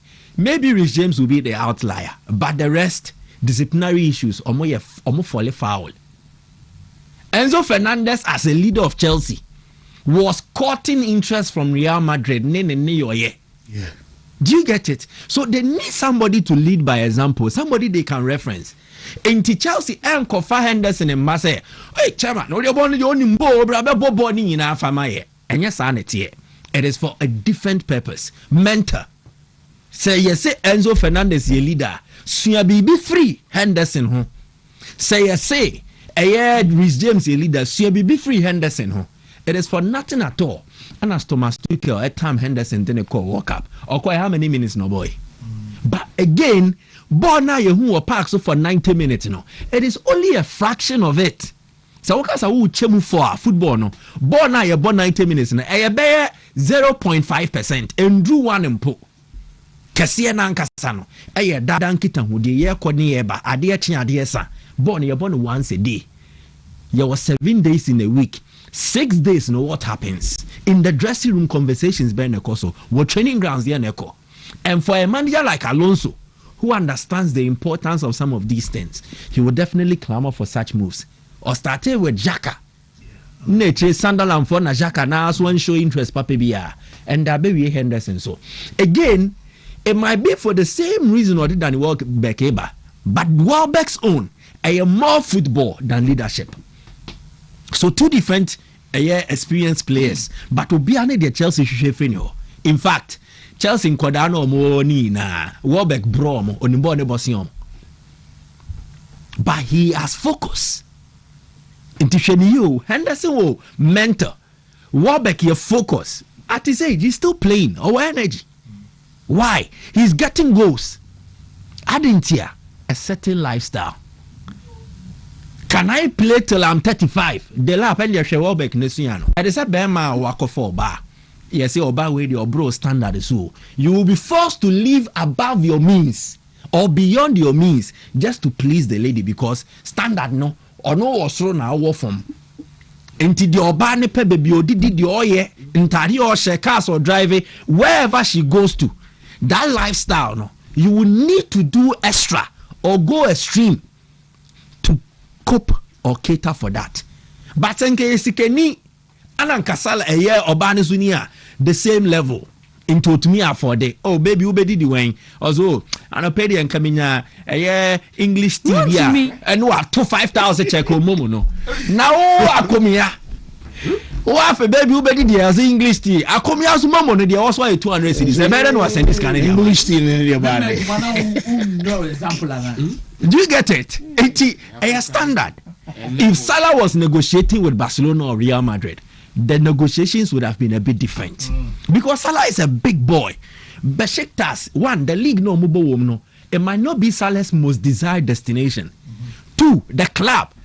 Even in Turkey, they are not the best assistants. Galatasaray and Fenerbahce Betwaso. Besiktas have been pale shadows of themselves. And they are not playing in elite European competitions. They are playing in Europa and Conference League near there. So, Besiktas will need to bend over for players like Mohamed Salah. Now, what is image right? Obviously, near Masala 20 million euros in salary. And no nothing for players like this. They work hard to build a certain reputation, a certain personality, a certain character. And aside the woody chiarono, I was so sounds with the din and in the nim. And any image right, and it's simple. Extra earnings. The club in the end, sales will take here 50-50. But some years sales no Egypt there. And fast running in a bonus. I mention what dear.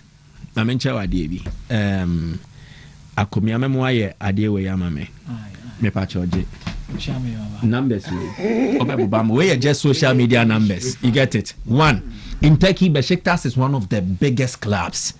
Uyi miensana Galatasaray, Fenerbahce, Besiktas omomienso omoso akesia osu nti. In Turkey they have their market, whether they win or they don't win. The Turkish people align to their club, especially for more Besiktas for no. Outside Turkey, Besiktas don't have the market. Social media numbers. So platform no. On Facebook, Besiktas 5.5 million followers. Salah 19.19 million followers. On Facebook. And how many times more? 3.5 bigger times bigger than Besiktas. 3.5. So average 4 times bigger. And a Salah following and Turkey. Worldwide. Instagram, 7.67 for Besiktas, 67.75 for Mohamed Salah, 8.8 times bigger than Besiktas, approximately 9 times bigger. X 5.9 million for Besiktas, Salah 19.46 million. Obromo baby, he beats them everywhere. We're just social media.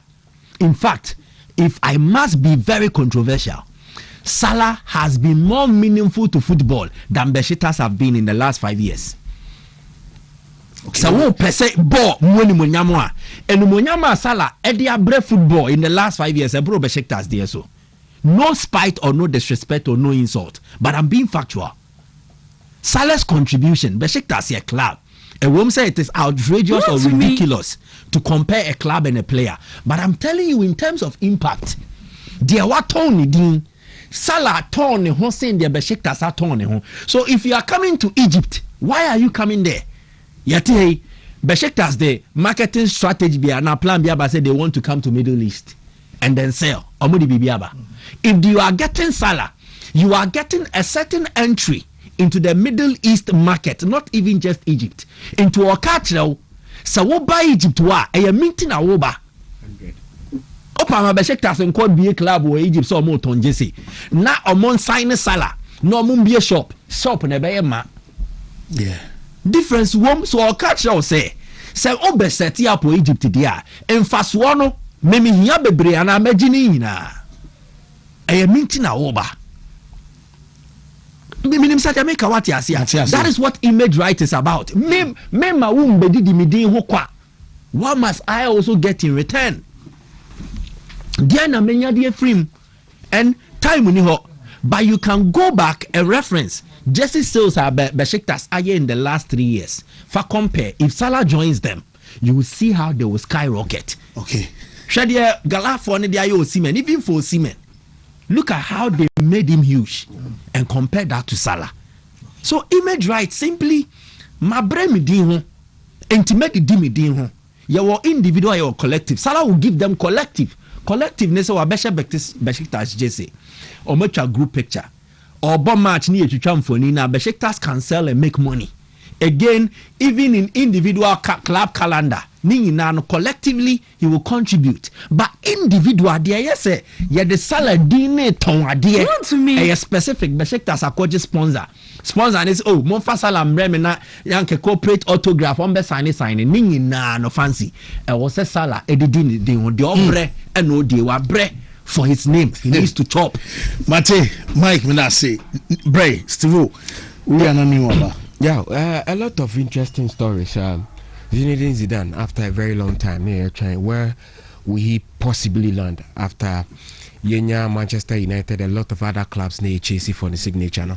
But Zidane has been a figure of mystery because he's one of the footballers and as an ex-players, he had very little or no enemies at all. You can't the Mr. Gentleman of football. I think he falls in that category. Kaka, then Iniesta, players that you have very little to talk about. Enough emphasis on the brilliance I almost show on the field of play. But the irony is that very few talented and world-class players and they end up as being good managers.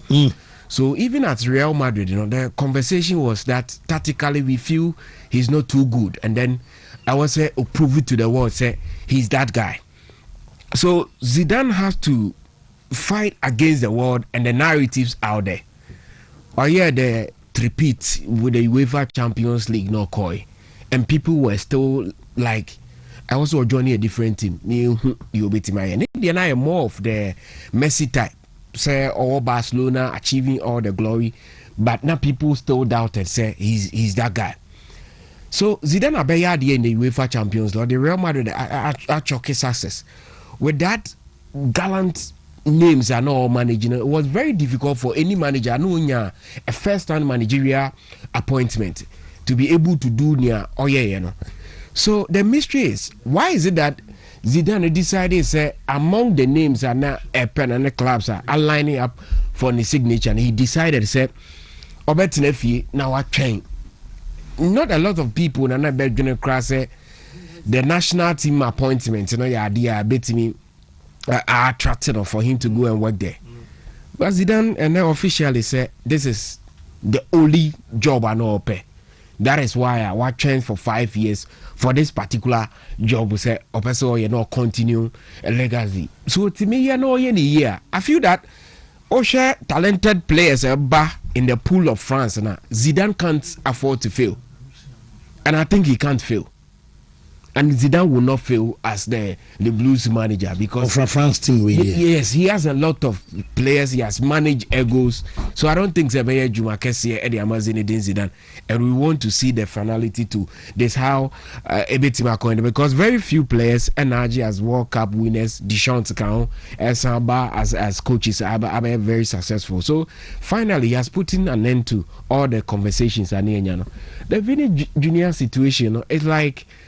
Taking a pill of your own poisonous at the end Real Madrid at the we almost the iron crophobe.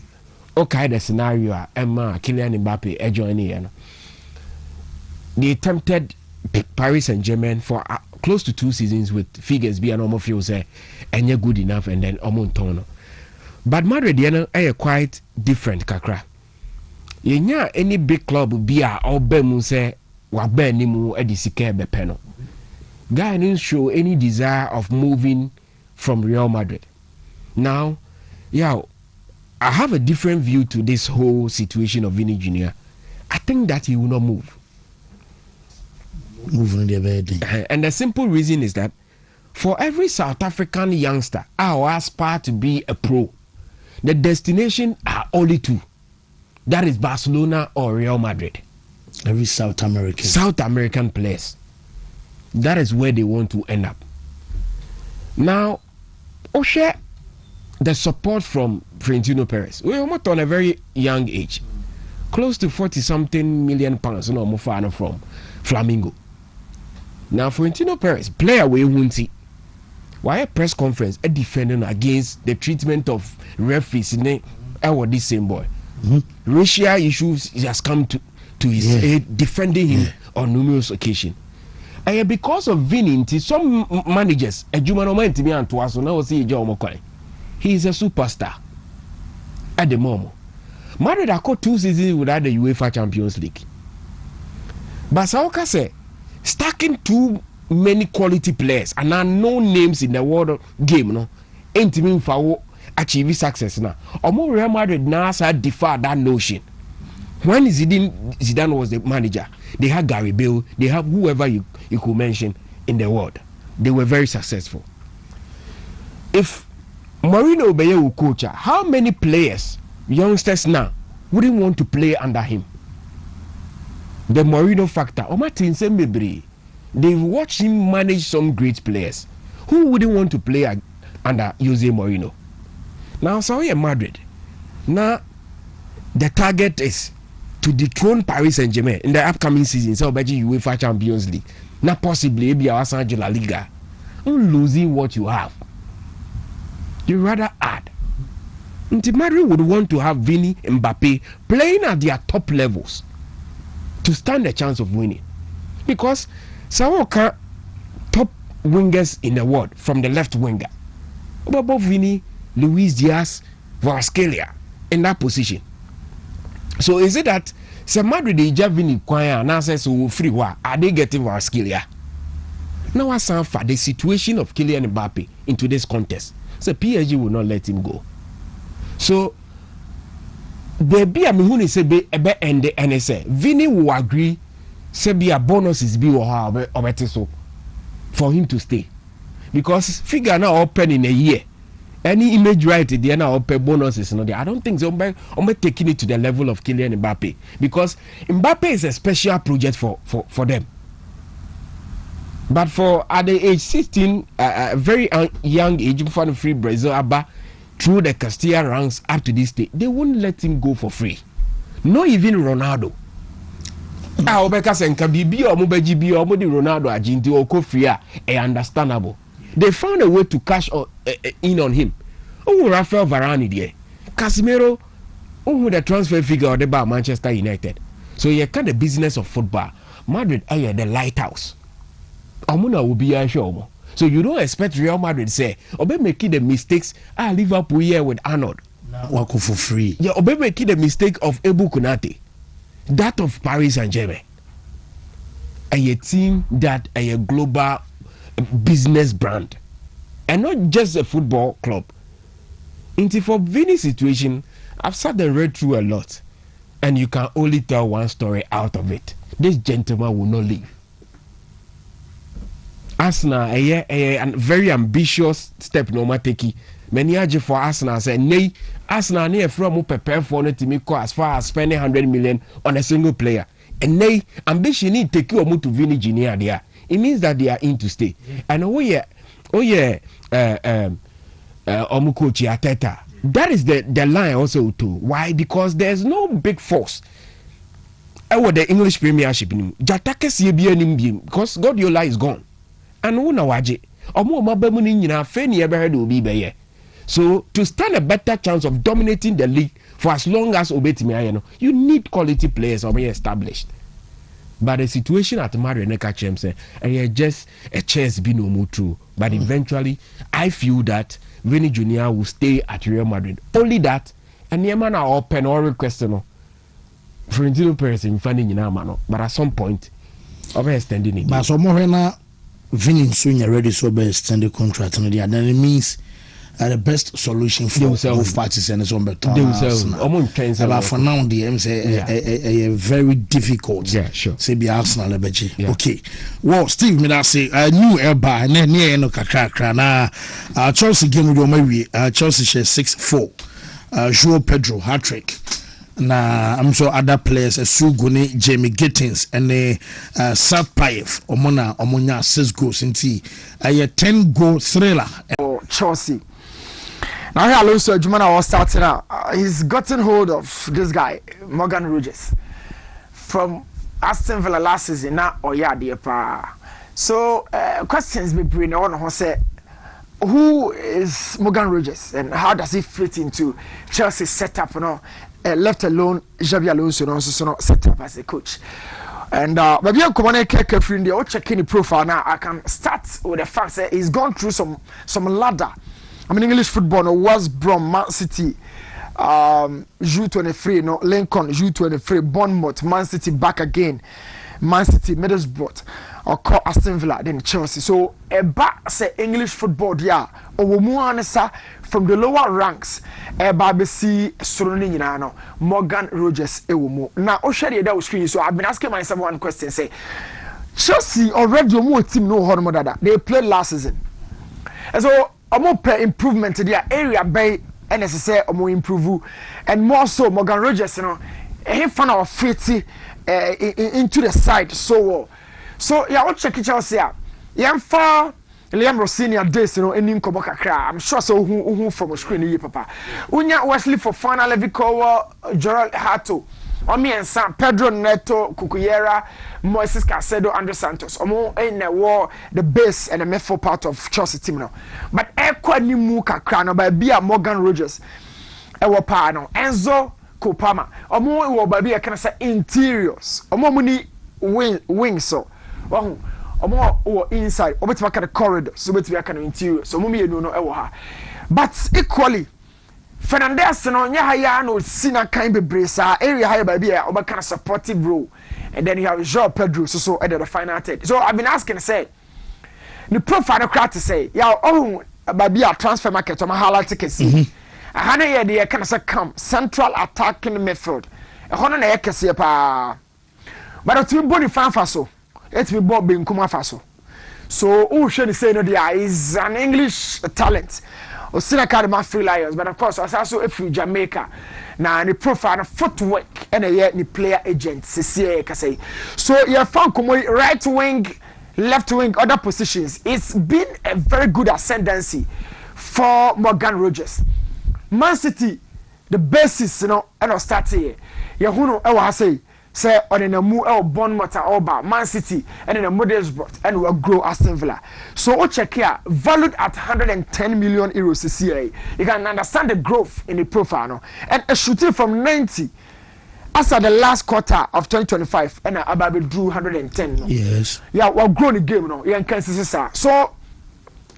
We share the statistics data no Premiership, Championship, Premier League 2, U18, League 1, Europa League, FA Cup, Champions League ni no. He's gone to discuss no. Yeah, can't the game no wasem.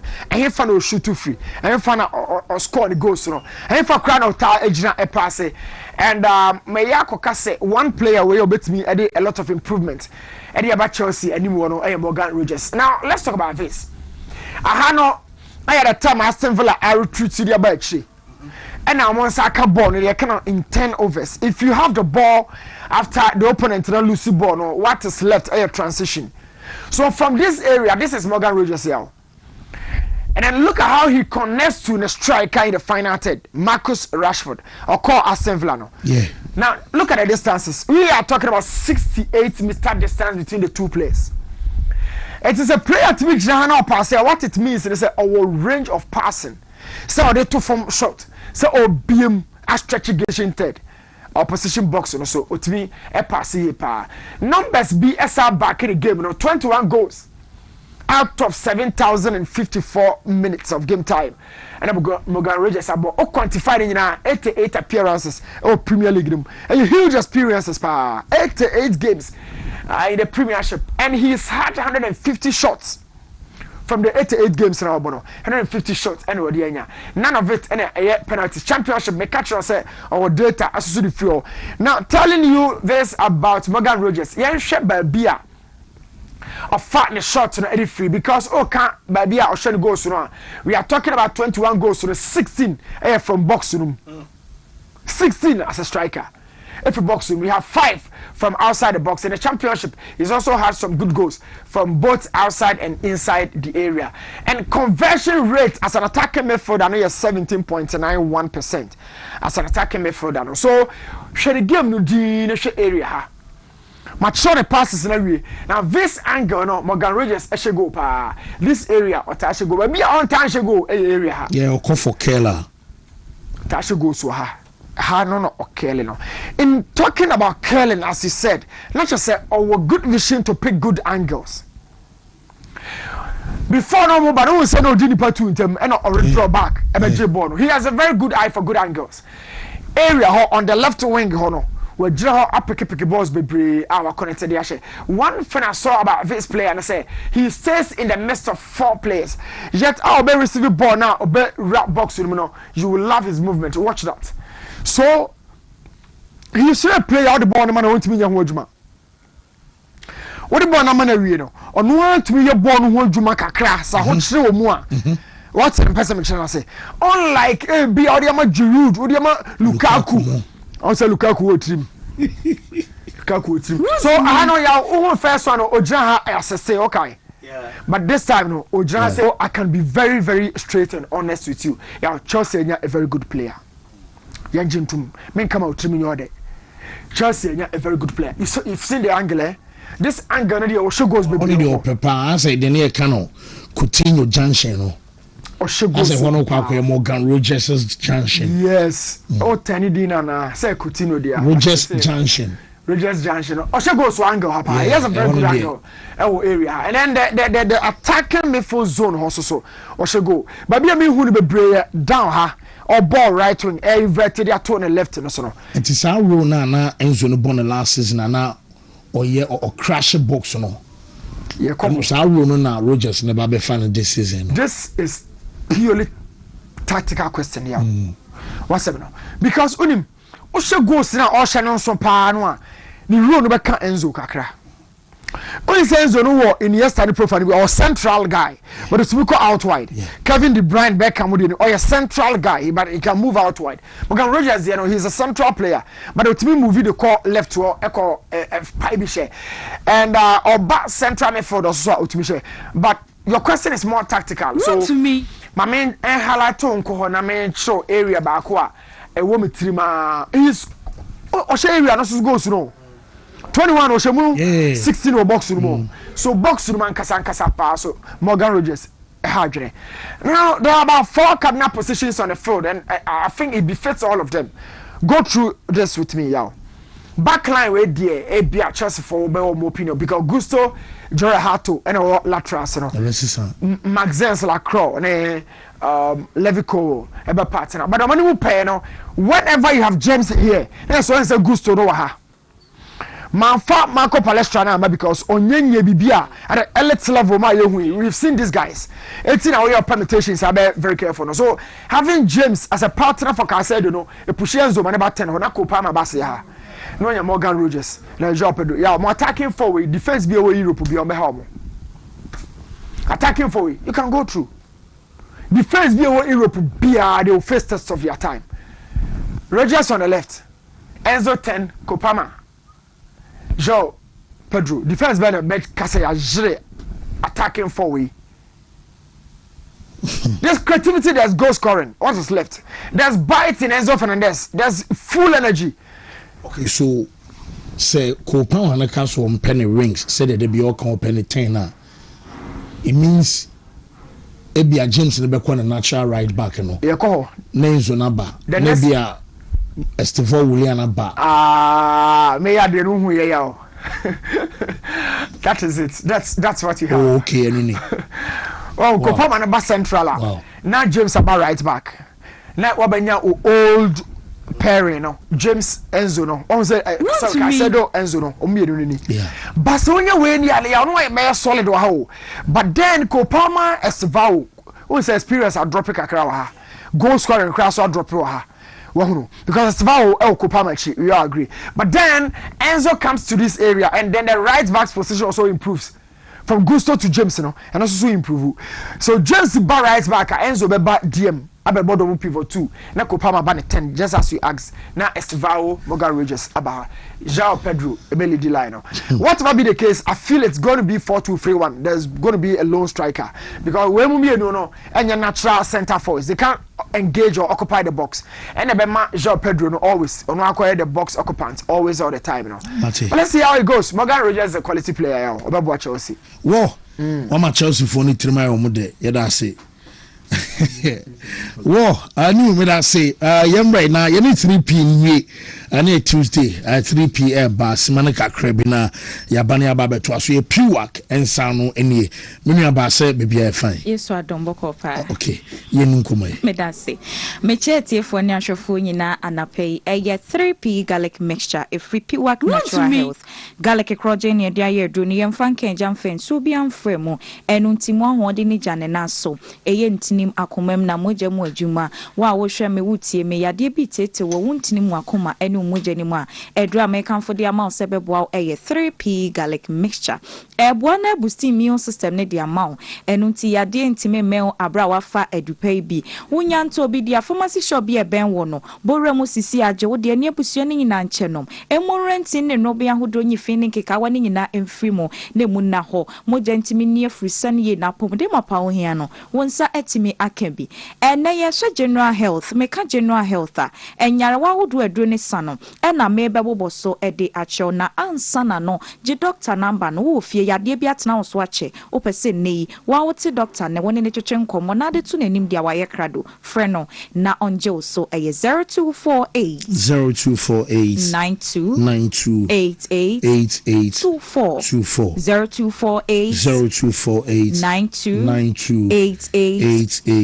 0248 aya na otate se 3p garlic mixture ne di ho adanse e ka se edi dwuma bebrede bo anipadua eye no kretrodo esanse natural garlic no e na ya twe ani nuane no ni mu nsuo afa befu nim de kwan so edi agutu amu aye na ya na edi adanse se garlic na nkasa krade aye aduane edi no ahoden a ewo mu eye hronko aduane ni mpo de be kasa wano mu edre se ne medi kan no enkenja ena nsuo kokra nso emfrem nti ma ne nya wonwa se dro baako edi dwuma bebre edi abo anipadua se eboa ama wonti ne wono be ahodo ne fini keka wo bi asisi mu afiri ho ne mu ada wa ma moja di afurisa ne dia na hye ne so se yade pressure ebeto ase afiri wo nipadua ne so ene wa ko hospital ukoye ya so pressure no ewo hro wo yama show asanketo bi kra be fia ye ntimi meka nche ena pressure no a wo no enti edro ebeje eye 3p garlic mixture anwa aduane bebre srade nam bebre no adeda wontinim ensadenum na twontwom wontini anadwedidie ne so amwaw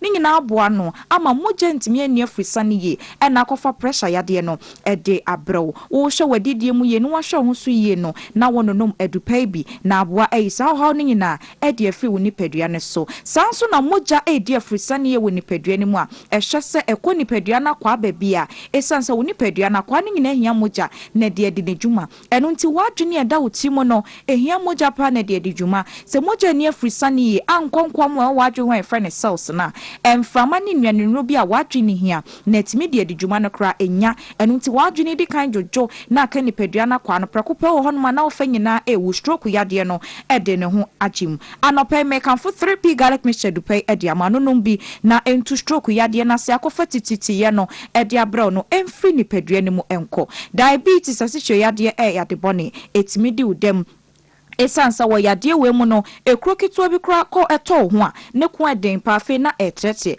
de be dia ne se ne yenkotwa wo nan na wonsa na ekro ne da no emfri ho wote wo etwan den ma ne na ne wo so asem ansa pe wo 3p garlic mixture dro no echi kwan wo pharmacy shop bi e ben wo ne frase enonom na emwa eniwa kagene mu ewo kwan shokokra so asmante hye wa yade etetewa me kan fo 3p garlic mixture edi amount emfansem bi anyi wo ho no enkasa ye manko adru obanom ena mema nso enom eboa maye pa wa fichikromu ya ne ho de ne nsabu ni sisi so ye ma no eye 3p garlic mixture na ode ne ho to so no mo a ebeboa ma bibia deda na akwemu kama na be ma wo prostate no ehwese anbambo kese ebebem wo jonso ntentem sne kan tituni anadwo awada ekire moja anasa wo jonso abema no emu ya oya emu hyehyew o prostate no ena eho aka edi dwuma ye so wo nipadua no tintina ho ema asam ento wo prostate no eho ensuo na ekọ ba ho akoda na eba bonte no prostate no ehye sa ensuo ni bi edemaw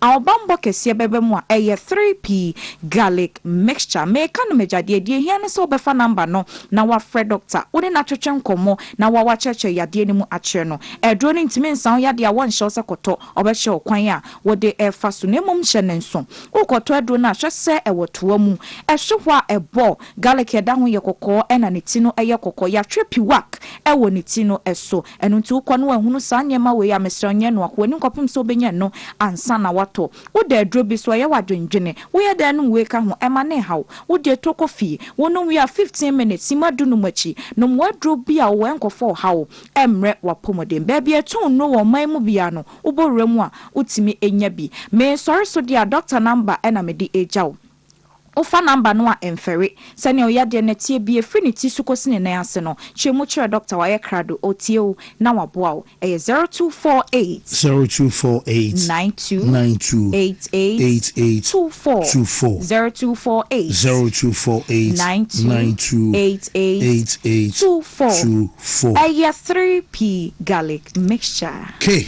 you know see Piwak adro 3p 3p no pharmaceutical shop, herbal shop near you. Ana benya bi ato pebitonenom ebeboa. Supremo. Fancy. Yeah, nim komo kakra da yen share Commonwealth Games are no koso our Glasgow na fiembrem na yen hwe clubs no so preparation wo mo ewo na ni nyina mo no said yen komo no didie ne seko no Abeku Jackson obi a hono enso ewo swimming num ye ka say wo bomode ewo ene Ghana fam awatime rem the semi final at Commonwealth Games are enuama ekoso no bibia nso etimi akoyi every manopa na o say enuama isiko a modern Emma Chese were the semi-finals. Na nyina mu no o chese wabomodin na de aka no ene se omitimi ra the medal zone na fenuama akoyi nti worem the semi-final de o hwe ani mu se nyame eye adoma omitimi rem na afi enuama akoyi ede amane no eye nkoma Abeku Jackson ede etudwa nti Abeku ede nsem kakra etudwa bra yere se ni enuama abekoyi na afi yetie se de Abeku enso ede ne nkomo ede ba Abeku nye ready a yerem na afi so ewo ye kan say we Deborah a champion Deborah enso de wom ene say Deborah nso bomodin sprint pa na momanu ma ntimi ankoyi oko hit 8 na ewo 100 meters na won so o'clock 11.66 seconds eno kakra fu e de by to we said in modemo esi ekoye na won so ntimi an qualify nko nanim race no said you planning say be konya sa ana ekoye ababa ne kakra de atudwa wo chem say modemo na nkoyi expectation na nko be so da na din nyina no entimi anko as planned eno kakra ene Deborah enso area tudwa na Abigail Abugri enso ewo ye kan say 800 meters heat ono so entimi anko nanim na Abigail enso area tudwa se de university no ni nyina no na ne omuni coaches ne din koma nanka omu yese nuama be but omu do tournament na nuama anko yese de nuama enso esi ekoye but next time omu res opportunity bi aba they will go na oma adu wall said the bia ye kan no 800 meters no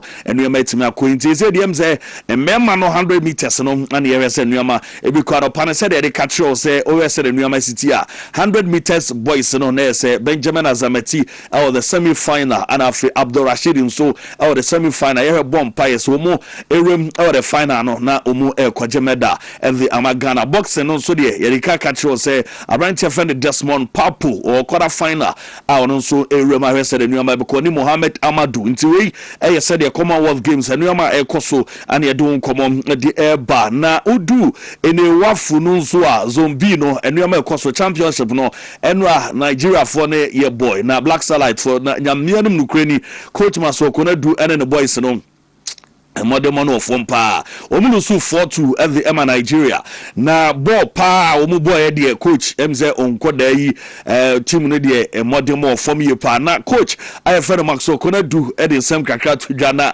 coach say omu start say omu press opponent Nigeria for no but edu baby no na say chip goals nko akanta bia to a na afi esi akire na goalkeeper da baby na atena enso akasa eno ntimi amwa kra magana yanko ye betie coach Masoko na dunkoma would you after see lose 4-2 at the Ama Nigeria. Thank you very much. I think it was quite a difficult game.